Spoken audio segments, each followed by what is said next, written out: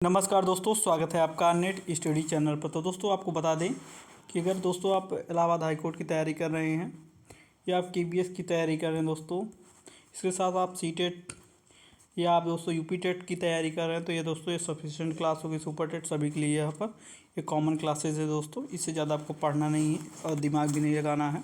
हालाँकि हम यहाँ पर स्पेशली थोड़ा सा बात कर रहे हैं आपके हाई कोर्ट के लिए, थोड़ा सा इसी के लिए सफिशिएंट या क्लासेस बनाई जा रही है दोस्तों। तो आप यहाँ पर हम केवल उसी पर चर्चा ज़्यादा करेंगे, फोकस रहेगा। लेकिन यहाँ पर सभी एग्जाम जिनमें हिंदी आती है वो सभी के लिए सफिशिएंट रहेगी। इनमें सब सिलेबस हमारा क्या है, तो दोस्तों आपका उपसर्ग है, हमें यहाँ पर पढ़ना है, उपसर्ग पढ़ना है, प्रत्यय पढ़ना है दोस्तों यहाँ पर आपको। और यहाँ पर बात करते हैं तो पर्यायवाची शब्द भी हमें पढ़ने हैं, ये तो आपको पता ही होंगे दोस्तों।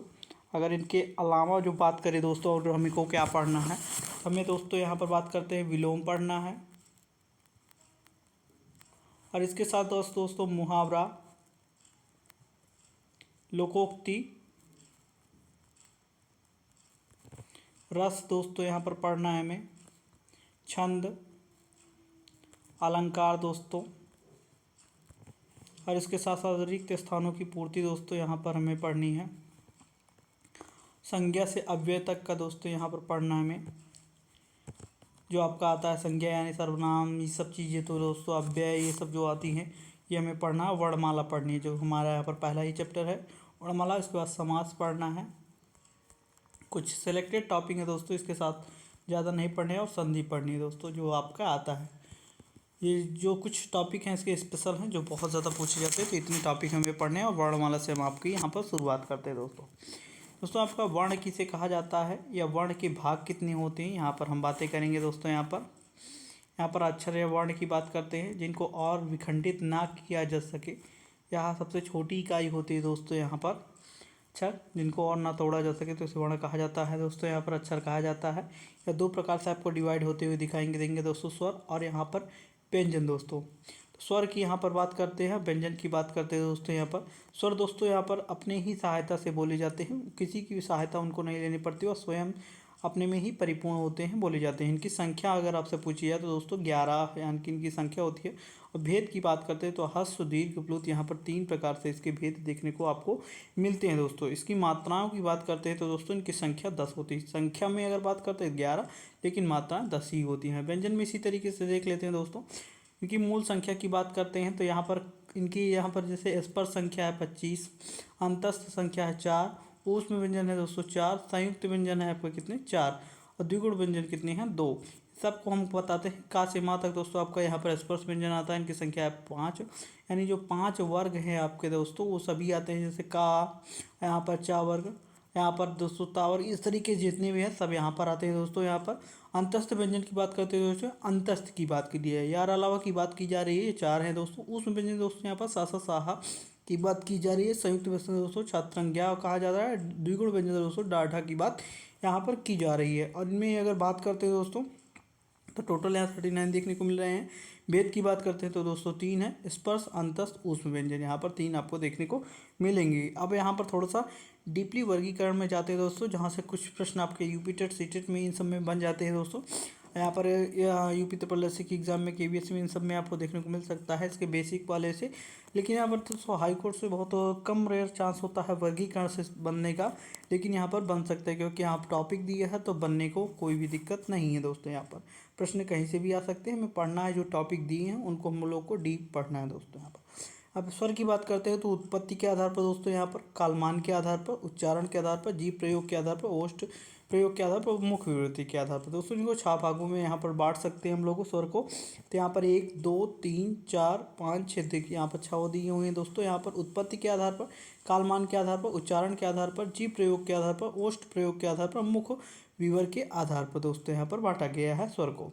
अब यहाँ पर व्यंजन की बात हम करते हैं दोस्तों। यहाँ तो ये सामान्य आधार पर, प्रयत्न के आधार पर दोस्तों, उच्चारण के आधार पर, घोष के आधार पर, प्राण के आधार पर और विशिष्ट वर्ण के आधार पर दोस्तों, इतने प्रकार से इसे भी बांटा गया है दोस्तों यहाँ पर। और इसे भी 6 प्रकारों से ही बांटा गया है दोस्तों। तो ये आपको याद रखना है, इसमें क्रम में नहीं देखना। 6 प्रकार से स्वर को, 6 प्रकार से व्यंजन को, इनकी संख्या आपको थोड़ा सा देख लेना है बस यही कि कौन कौन से हैं दोस्तों यहाँ पर। तो स्वर के बारे में हम थोड़ा चर्चा करते हैं, थोड़ा सा स्पीड में चलेंगे, यानी क्योंकि बेसिक यहाँ पर प्रश्न आते हैं, बहुत डीप प्रश्न थोड़ा बहुत कम ही देखने को मिलते हैं। लेकिन यार जब से एनटी के आपका एग्ज़ाम हुआ है, एनटी एजेंसी के द्वारा दिया गया, तो थोड़ा डीप क्वेश्चन और यहाँ पर आपके केवल एक सही दो सही ये वाले प्रश्न बन रहे हैं, जो कि आपके बहुत कन्फ्यूज करते हैं। और प्रश्नों का स्तर अच्छा खासा देखने को आपको यहाँ पर मिल रहा है बराबर एग्ज़ाम में दोस्तों। तो यहाँ तो हमें चूक नहीं करनी है, क्योंकि आप यहाँ से पढ़ाई कर रहे हैं हमारे चैनल से, तो दोस्तों आपको हाईली स्कोर दिलाना हमारा कर्तव्य है दोस्तों। यहाँ पर स्वर की बात करते हैं दोस्तों, या उत्पत्ति के आधार पर अगर बात करते हैं, तो यहाँ पर मूल स्वर दोस्तों यहाँ पर और संधि स्वर, दो प्रकार के यहाँ पर स्वर आपको उत्पत्ति के आधार पर है दोस्तों। मूल स्वर की बात करते हैं दोस्तों, आ ई ऊ री, ये आपके चार आपके हैं दोस्तों यहाँ पर मूल स्वर हैं।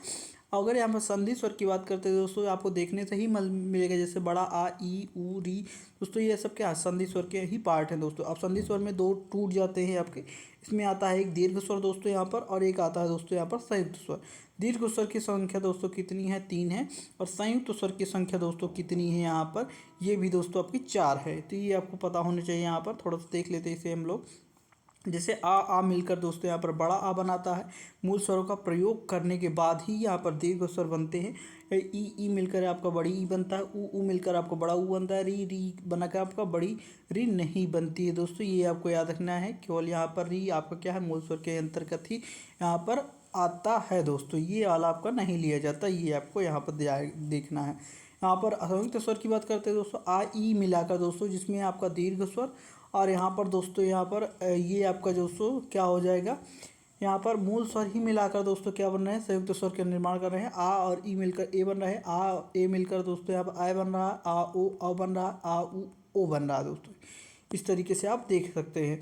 इनमें यहाँ पर प्रश्न बन जाता है एग्जाम में कि निम्न में से कौन सा दीर्घ स्वर नहीं है। तो दीर्घ स्वर हम लोगों ने देखा दोस्तों, तो बड़ा आ दोस्तों यहाँ पर दीर्घ स्वर है। यहाँ पर कौन सा दीर्घ स्वर है अगर पूछा जाता तो यहाँ बड़ा आ दोस्तों आपका दीर्घ स्वर है, बड़ा आ, बड़ी ई दोस्तों।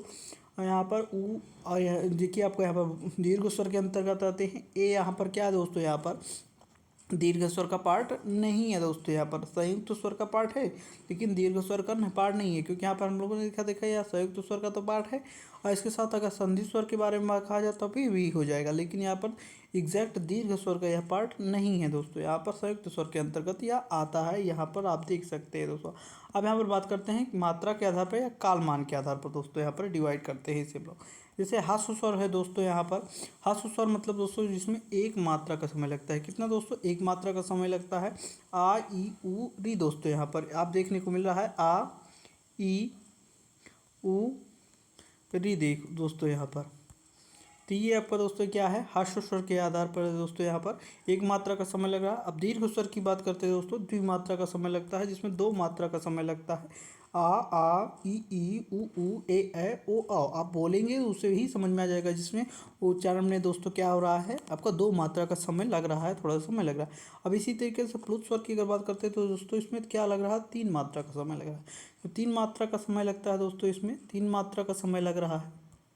जैसे देख रहे हैं, तो जैसे ओ, इस तरीके से आपका 3 मात्रा का समय देखने को मिल रहा है। अब हम यहाँ पर बात करेंगे उच्चारण के आधार पर दोस्तों, इसे भी डिवाइड करेंगे। उच्चारण के आधार पर दोस्तों डिवाइड करने की बात करते हैं तो कंठ दोस्तों, तालु, मूर्धा, दंत, ये आपको जो दंत दोस्तों स्वर के अंतर्गत नहीं आता, तो इसे हम लोग काट देंगे। दंत को हम लोग नहीं लेंगे, स्वर का उच्चारण के अंतर्गत दंत नहीं आता दोस्तों। कंठ की बात करते हैं दोस्तों, तो आ का वर्ग और हा दोस्तों आपको यहाँ पर उच्चारण के आधार पर दोस्तों इसे डिवाइड किया गया है। देखिए आप इसे बोल कर देखिए दोस्तों, अगर आपने कभी ट्रिक के माध्यम से नहीं याद किया तो इसे बोल कर केवल याद करिए कि आ बोल रहे हैं तो आपका उच्चारण कंठ से आवाज़ निकलेगी। का, खा, गा, घा, ये सब देखेंगे, हा, ये सब अंदर से आवाज़ निकलेगी, कंठ से निकल रही है दोस्तों। इसी तरीके से तालु, अगर आप ने कभी पढ़ा है अकु विसर्जनीय नाम कंठा, तो आप इस तरीके से भी याद रख सकते हैं। हम यहाँ पर थोड़ा एक्सप्लेन कर दे रहे हैं। अकुह विसर्जनीय नाम, विसर्जनीय नाम, नाम कंठा। देखिए आ और का वर्ग और हा दोस्तों यहाँ पर विसर्जित होते हैं, निकलते हैं किससे, कंठ से दोस्तों। इस तरीके से आप याद रख सकते हैं। अब इसी तरीके से इचू ऐसा नाम तालु दोस्तों, तो ई और चा वर्ग और या और सा दोस्तों यहाँ पर क्या होगा आपका, यहाँ पर तालु के अंतर्गत हो जाएगा। ई आप बोलेंगे तब पर भी आपको यहाँ पर पता चलेगा ई चा छा जा झा आपका यहाँ पर तालु का प्रयोग देखने को मिल जाएगा दोस्तों। यहाँ पर मूर्धा की बात करते हैं, ऋतु रसा नाम मूर्धा दोस्तों यहाँ पर और टावर्ग शाह और यहाँ अड़ा दोस्तों यहाँ पर ऋषि, ये सब आपके क्या है वो यहाँ पर आ जाते हैं उच्चारण में मूर्धा के आधार पर दोस्तों। दंत को हमको याद नहीं करना है दोस्तों, लेकिन व्यंजन में हमको याद करना है, तो यहाँ पर देख लेते हैं हम लोग ऋतु लशा नाम दंता दोस्तों। ला अतावर्ग सा दोस्तों आपका होगा दंत के अंतर्गत आ जाएगा, लेकिन हमें यहाँ पर स्वर का भाग नहीं है ये। होस्ट की बात करते हैं दोस्तों, उपु पद्मानिया नाम होस्ट हो, उ पा वर्ग दोस्तों यहाँ पर आपका क्या होगा होंठ के अंतर्गत आएगा। दंतोष्ठ की बात करते हैं दोस्तों, बकारस से दंतोष्ठ हो दोस्तों होता है, तो ये आपको याद रखना है दोस्तों। उदय तो कंठ तालु कंठोष्ठ होता है दोस्तों यहाँ पर, इदय तो कंठ तालु होता है, ये आपको याद रखना है। अब यहाँ पर दंतोष्ठ तो हम लोगों ने बात कर ही ली दोस्तों यहाँ पर साफ साफ, तो यहाँ पर ये फिगर आपको देखने को मिल रहा होगा दोस्तों, ये फिगर आप देख सकते हैं इसके साथ साथ कि मूर्धा क्या है, होस्ट क्या है, दंत क्या है, तालु क्या है, कंठ। अगर आपको ये नहीं पता है तो दोस्तों यहाँ पर आप देख सकते हैं। देखिए हम लोगों ने यहाँ पर डिवाइडेशन तो पढ़ लिया था, तो लेकिन आपको बता दें स्वर के उच्चारण के आधार पर कितने वर्गों में इसे डिवाइड किया गया था। तो आपको आपने 6 वर्गों में डिवाइड किया है, क्योंकि 7वां जो वर्ग है वो आपका दंत है, और दंत को इसमें अंतर्गत उच्चारण नहीं लिया जाता, ये आपको पता होना चाहिए। जी प्रयोग के आधार पर अगर बात करते हैं दोस्तों, तो अग्र दोस्तों यहाँ पर 4 है, मध्य दोस्तों यहाँ पर 2 है, अपश्च की बात करते हैं तो दोस्तों 4 है। इसी तरीके से जी प्रयोग के आधार पर ई दोस्तों ए दोस्तों, ये आपको यहाँ पर देखने को मिल रहा है ई ए दोस्तों। यहाँ पर मध्य की बात करते हैं ये आपका केंद्र के मध्य में होगा दोस्तों। कहाँ पर होगा? केंद्र के मध्य में ये केंद्र में है। और ए दोस्तों यहाँ पर अग्र के अंतर्गत आते हैं। पश्च की इसी तरीके से बात करते हैं दोस्तों, उ ओ आओ। देखिए आप बोलेंगे तो सिंपल है और बिल्कुल एकदम समझ में आ रहा है जी प्रयोग के आधार पर दोस्तों। ई आपका आगे से निकल रहा है, ए आपका यहाँ पर आगे से निकल, मध्य से आ ही केवल निकल रहे हैं, और उ ओ आपका दोस्तों अंदर से निकल रहा है, पश्चिम भाग से देखने को मिल रहा है दोस्तों। तो इस तरीके से आपका 3 प्रकार से डिवाइड किया गया है, 4 2 4 का यहाँ पर कॉम्बिनेशन बन रहा है दोस्तों यहाँ पर। अब यहाँ पर आप क्या बात करते हैं होस्ट प्रयोग के आधार पर दोस्तों। होस्ट प्रयोग के आधार पर 2 भागों से इसे डिवाइड किया गया है। वृत्तमुखी दोस्तों, अर्धवृत्तमुखी। वृत्तमुखी को वर्तुल कहा जाता है, अर्धवृत्तमुखी को अर्धवर्तुल कहा जाता है। उदासीन की हम बात करते हैं, देखिए उ ओ आओ दोस्तों, यहाँ पर वृत्तमुखी यानी वृत्त के समान आपका मुख बन रहा है, तो ये आपको याद रख लेंगे दोस्तों यहाँ पर। और अर्धवृत्तमुखी दोस्तों, अर्धवर्तुल ई बोलने से दोस्तों आपका यहाँ पर अर्धवृत्तमुखी में आधा मुख बन रहा है दोस्तों। यहाँ पर आप बात करेंगे संवृत स्वर, अर्धसंवृत, विवृत स्वर, अर्धविवृत स्वर। इस मुख आकृति के आधार पर इसे डिवाइड किया गया है, 4 प्रकार से इसे मुख आकृति के आधार पर डिवाइड किया गया है। संवृत स्वर की बात करते हैं दोस्तों, इसमें मुख द्वारा दोस्तों जो सकरा हो जाता है मुख, उसमें सुई, जैसे आप याद रख सकते हैं सुई से जब याद करेंगे दोस्तों ऊ ई, और दोस्तों सुई से साथ संवृत है यहाँ पर ऊ, और बड़ा ऊ ये आपका आ जाएगा, इसके बाद ई और बड़ी ई हो जाएगी। दो ये 4 चीज़ें आपके यहाँ पर संवृत स्वर के अंतर्गत आ जाते हैं। अब इसी तरीके से अर्धसंवृत देखेंगे, इसमें मुख द्वार कम सकरा होता है, इसमें ज़्यादा सकरा हो जाता है, और इसमें कम सकरा होता है। सुई कम सकरे जगहों पर भी घुस जाती है, इस तरीके से भी याद रख सकते हैं। मुख द्वारा कम सकरा होता है दोस्तों ए औ, इसमें थोड़ा मुख खुला रहता है, कम सकरा होता है, यानी अर्ध संवृत होता है, यानी कम संवृत हो रहा है, यानी ज़्यादा संवृत हो रहा है, अब कम संवृत हो रहा है। अब विवृत यानी मुख आपका दोस्तों वृत्त यानी पूरा खुला हुआ है, वृत्त के अनुसार बन रहा है। इस तरीके से आप याद रखते हैं, वृत्त ही बोला जा रहा है यहाँ पर, तो आ यहाँ पर दोस्तों ये वृत्त के अनुसार बन रहा है। अर्धविवृत्त मतलब आधा वृत्त बनेगा, इसमें स्वर के उच्चारण में मुख द्वारा अर्ध खुला होता है दोस्तों। ए आए आ ओ दोस्तों, ये आपका एग्जाम्पल हैं, ये आपको याद रख सकते हैं दोस्तों। अब यहाँ पर हम लोग दोस्तों व्यंजन सामान्य के अनुसार इसे हम लोग डिवाइड करते हैं, क्योंकि हम लोग टॉपिक पढ़ेंगे उसके बाद जस्ट उसके क्वेश्चन आंसर लगाएंगे, जिससे आपका एकदम सॉलिड हो जाएगा। अब यहाँ पर हम लोग 5 दिन में दोस्तों आपको यहाँ पर हिंदी कंप्लीट करने वाले हैं, और इसी तरीके से दोस्तों आपको यहाँ पर 5-6 दिन में आपका इंग्लिश कंप्लीट हो जाएगा। और यहाँ पर मैथ की दोस्तों यहाँ पर 7 क्लासेस केवल लगेंगी जो आपको कंप्लीट कर देंगी। और इसके बाद दोस्तों आपका एक टॉपिक बनता है जीके का। जीके के लिए दोस्तों यहाँ पर कम से कम दोस्तों 10-12 क्लासेस लग सकती हैं, क्योंकि थोड़ा सा वास्ट टॉपिक है, वास्ट सब्जेक्ट है, थोड़ा सा समय तो इसमें लगेंगे दोस्तों यहाँ पर। तब यहाँ पर बात करते हैं दोस्तों। और दोस्तों आपका ये इनिशिएटिव अगर पसंद आए, ये चीज़ें पसंद आए, तो ज़रूर आप लाइक शेयर सब्सक्राइब कर सकते हैं। और जो भी आपके यार दोस्त हैं उनको भी यहाँ पर बता सकते हैं कि बढ़िया क्लासेस चल रही हैं, आप वहाँ पर भी ज्वाइन कर सकते हैं। और इसे अपने उद्देश्य के लिए, आप अपनी एक सीट पक्का करने के लिए इसे ज़रूर ज्वाइन करें दोस्तों। यहाँ पर व्यंजन सामान्य के अनुसार दोस्तों यहाँ पर बात करते हैं। इनकी नोट्स अगर आप प्राप्त करना चाहते हैं तो नंबर नोट कर लीजिए दोस्तों, 82 99 58 0 371 दोस्तों। ये इस पर आप व्हाट्सअप कर सकते हैं, आपको PDF free of cost provide कर दी जाएगी। यहाँ पर व्यंजन सामान्य के अनुसार दोस्तों यहाँ पर स्पर्श व्यंजन की बात करते हैं तो इनकी संख्या कितनी है दोस्तों, 25 है। का वर्ग, चा वर्ग, टा वर्ग, ता वर्ग, पार वर्ग दोस्तों जैसे हमने बताया था, ये आपके सभी वर्ग में दोस्तों 5 5 है, 55 25 आपका हो जाएगा। अंतस्थ व्यंजन की दोस्तों संख्या की बात करते हैं, ये 4 है। 11 अलावा दोस्तों यहाँ पर 4 है। ऊष्म व्यंजन की बात करते हैं तो ये भी दोस्तों 4 है। सा सा साहा दोस्तों यहाँ पर। संयुक्त व्यंजन की बात करते हैं दोस्तों, छत्रंग ग्यासरा दोस्तों यहाँ पर से कभी कभी कॉम्बिनेशन पूछ लिया जाए। का सा से मिलकर छा बन गया है, ता और आ से मिलकर त्रा बन गया है, जा यहाँ से मिलकर ग्या बन गया है, सा और आम से मिलकर स्रा बन गया दोस्तों। इसे आपको याद कराने की मुझे नहीं लगता आवश्यकता है, क्योंकि ये सब शब्द से ही समझ में आता है। कश कश कश कश कच कच कच कच कच कहते नहीं है छोटे बच्चे का, कस कच कच कच, इस तरीके से तर तर तर तर तर तर, ज ज ज ज ज ज ज, sir sir sir sir sir sir sir.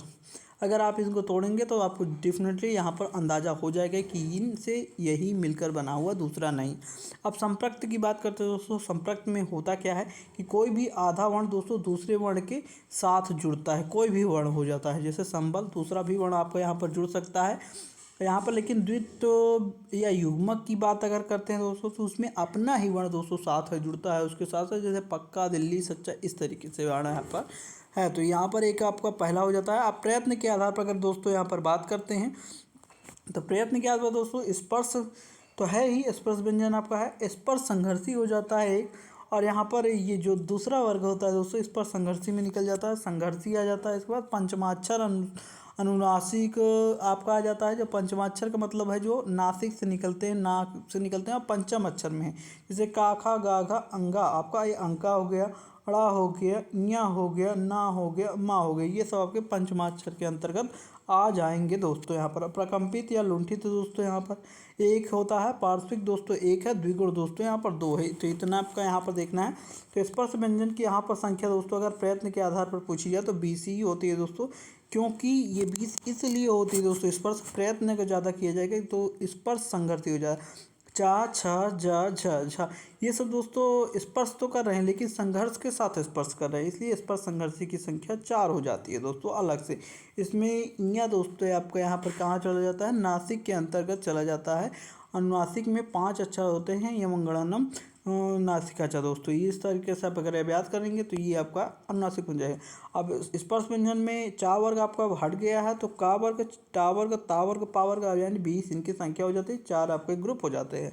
अब इसी तरीके से स्पर्श संघर्षी की बात करते हैं तो चा, छा, जा, झा आपका यहाँ पर 4 आपके स्पर्श संघर्षी हो जाते हैं। स्पर्श करने के साथ वह संघर्ष उत्पन्न करते हैं।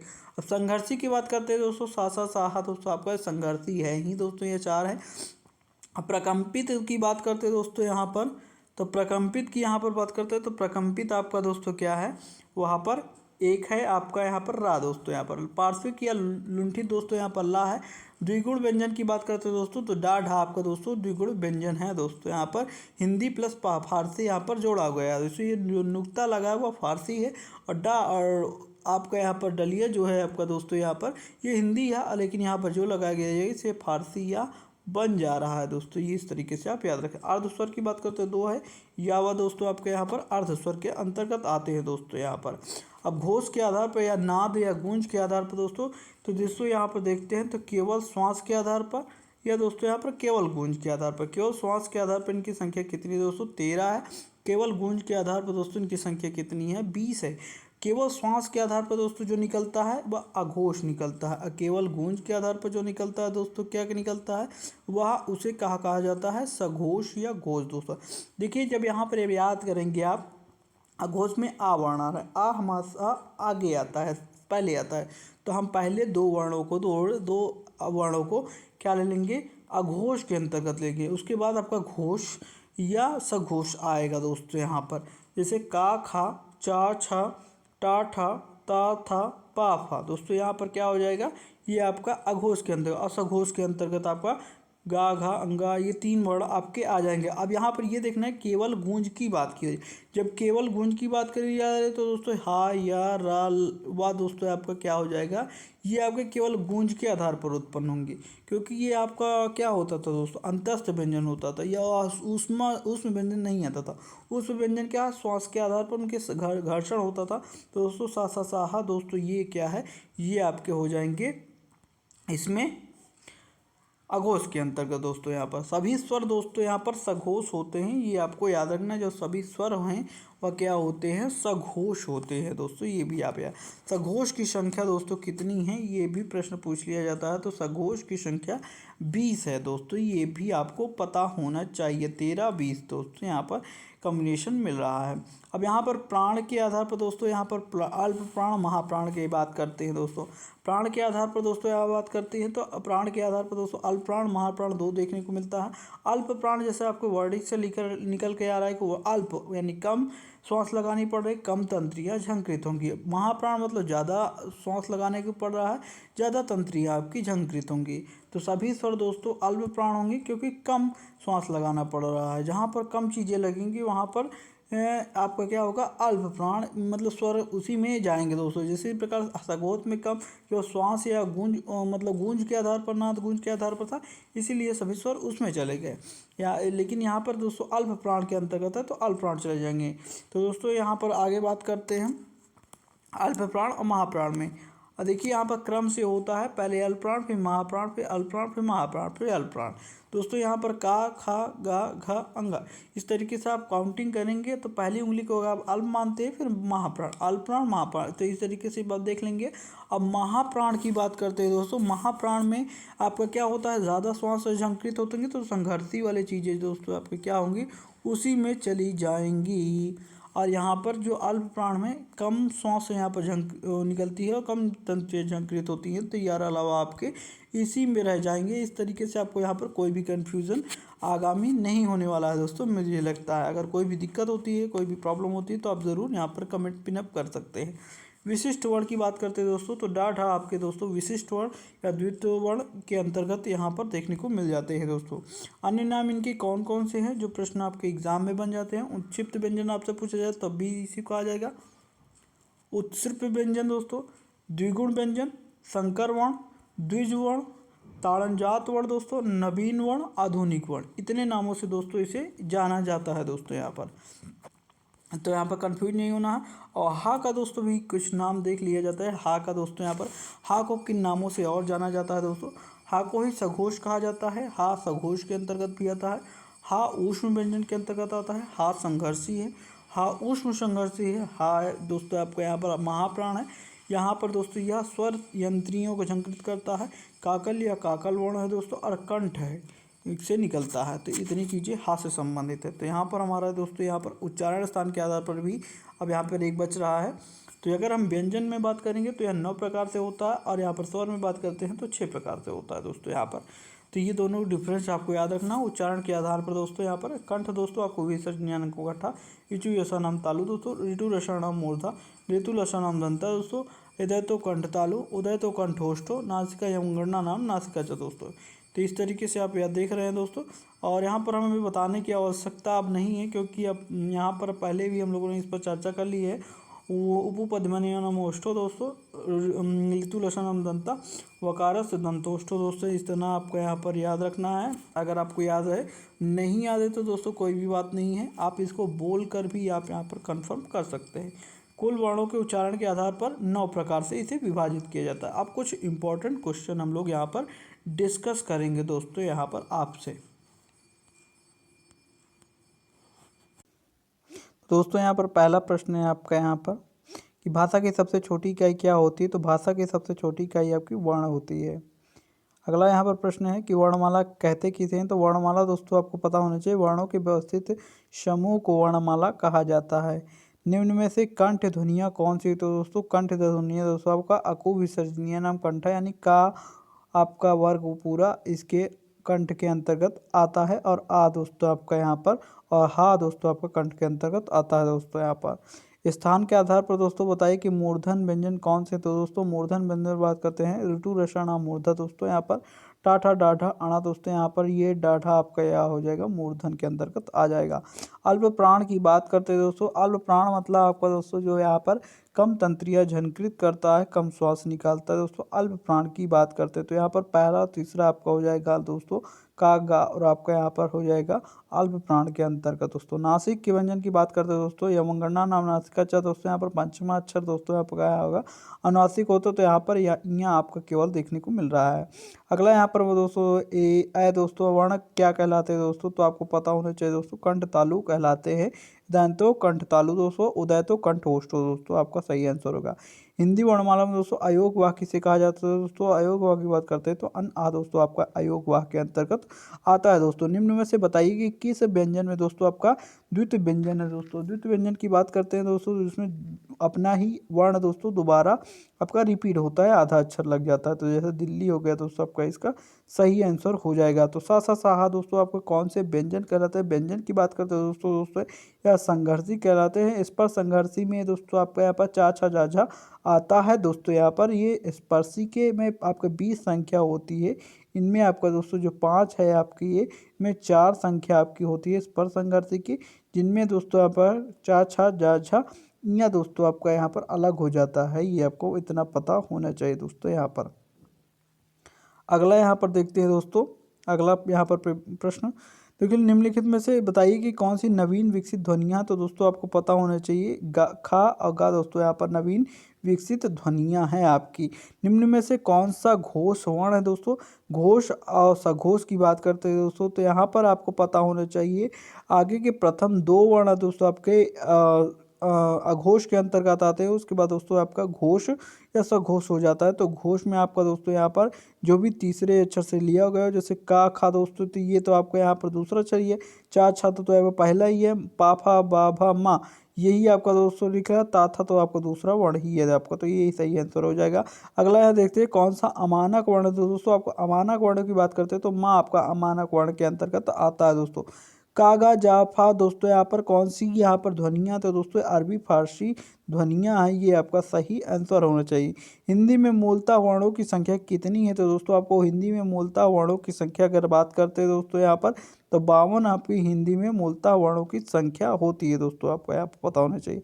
छा दोस्तों ध्वनि किसके अंतर्गत आती है। तो दोस्तों छा जो ध्वनि है दोस्तों आपका यहाँ पर आपको पता होना चाहिए दोस्तों यहाँ पर संयुक्त वर्ण के अंतर्गत आपकी आती है। चा छा जा झा नहीं का छात्र ज्ञास आपको जो 4 अक्षर है वो संयुक्त के अंतर्गत आती है। हिंदी शब्दकोश में छा का क्रम दोस्तों किस वर्ण के अंतर्गत आता है। तो जैसे आपको पता है दोस्तों का आपका यहाँ पर अशा, तो ये आपका जैसे हो जाएगा तो कस्म किसके अंतर्गत आता है दोस्तों का के बाद ही आपको देखने को मिलता है।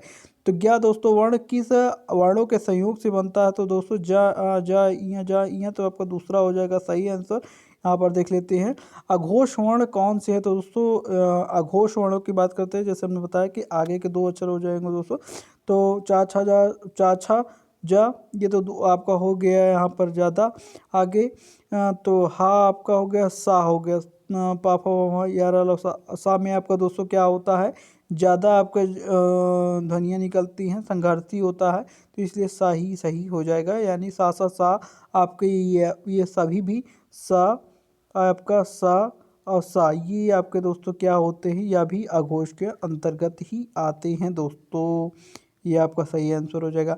घा वर्ण का उच्चारण स्थान दोस्तों ऋतु रसानाम मूर्धा लितु रसानाम का खा गा घा ये आपका कंठ के अंतर्गत है दोस्तों, यहाँ पर पहले में ही आता है दोस्तों। यहाँ पर अगला यहाँ पर देखते हैं दोस्तों 40 क्वेश्चन टोटल हम लोग को करेंगे दोस्तों इसमें, और यहाँ से पूरे कॉन्सेप्ट आपके क्लियर हो जाएंगे।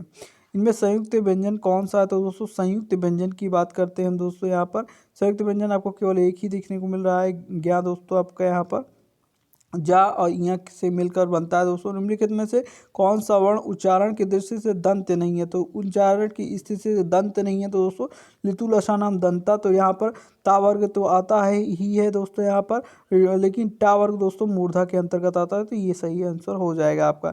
जिन शब्दों के अंत में आ आता है दोस्तों उन्हें क्या कहा जाता है। तो आ आता है उन्हें क्या कहा जाता है। तो यहाँ पर आपको जैसे पता होगा अकारांत वर्ण कहा जाते हैं दोस्तों। ये आप मत देखिए दोस्तों कि क्वेश्चन कहाँ से मैं करा रहा हूँ। देखिए यहाँ पर इसी टॉपिक से जहाँ से भी प्रश्न बनते हैं दोस्तों, जो भी आपके एग्जाम से है, जो ऑथेंटिक बुक से ही यहाँ पर कराया गया है, और जो कराया कि ऐप्स के माध्यम से कराया जा रहा है। लेकिन ये दोस्तों ये जो भी क्वेश्चन है जेन्युइन है और आपके यहाँ पर पूरे कॉन्सेप्ट क्लियर कर रहे हैं। इसके अलावा आपको बहुत ज़्यादा ऐसे प्रश्न करने की आवश्यकता नहीं है, और उसके बाद भी आप करना चाहते हैं तो आपके यहाँ पर टेक्स्ट बुक के द्वारा आप कर सकते हैं दोस्तों। क्वेश्चन की आपको यहाँ पर बहुत ज़्यादा मिल जाएंगे, आप यहाँ पर देख सकते हैं। अब यहाँ पर आगे देखते हैं दोस्तों। यहाँ पर जैसे जिन शब्दों के अंत में आ आता है क्या अकारांत कहा जाता है। और यहाँ पर दोस्तों छा दोस्तों यहाँ पर की वर्ण किस योग से बनकर मिला है, आपका पक्का और सा से मिलकर बना हुआ है दोस्तों। यहाँ पर हिंदी वर्णमाला में स्वरों की संख्या अगर बात करते हैं तो 11 होती है और मात्राएं 10 होती हैं। हमने पहले भी बात की है आपसे। कौन स्वर नहीं है दोस्तों आपको पता होने चाहिए, तो कौन सा स्वर यहाँ पर नहीं है, तो यह मंगरना नाम नासिका जा या नाक से निकलता है ध्वनि, तो यह तो बिल्कुल नहीं है दोस्तों। यहाँ पर निम्नलिखित में से टा कौन सा वर्ग है दोस्तों, टा ठा डा ढा अड़ा दोस्तों। यहाँ पर ये तो आपको वर्ग नहीं है, तो टा ठा डा ढा अड़ा यहाँ पर घा आपका इसके अंतर्गत नहीं आता दोस्तों। हिंदी वर्णमाला में व्यंजकों की संख्या कितनी है, तो दोस्तों आपको पता होना चाहिए हिंदी वर्णमाला में व्यंजनों की संख्या दोस्तों 33 है, आपको यहाँ पर पता होना चाहिए दोस्तों। हमने पहले भी चर्चा की, अगर वहाँ पर भी देख सकते हैं, ये तो केवल हम प्रैक्टिस करें तो वहाँ से आपका क्लियर होता जाएगा दोस्तों। आप बैक करके भी देख लीजिएगा। निम्नलिखित में दोस्तों कौन सा यहाँ पर पंचम अक्षर है दोस्तों, ये आपको यहाँ पर पूछा गया है। पंचमाक्षर है, कौन सा पंचमाक्षर है दोस्तों, यहाँ पर आप ये देख लीजिए।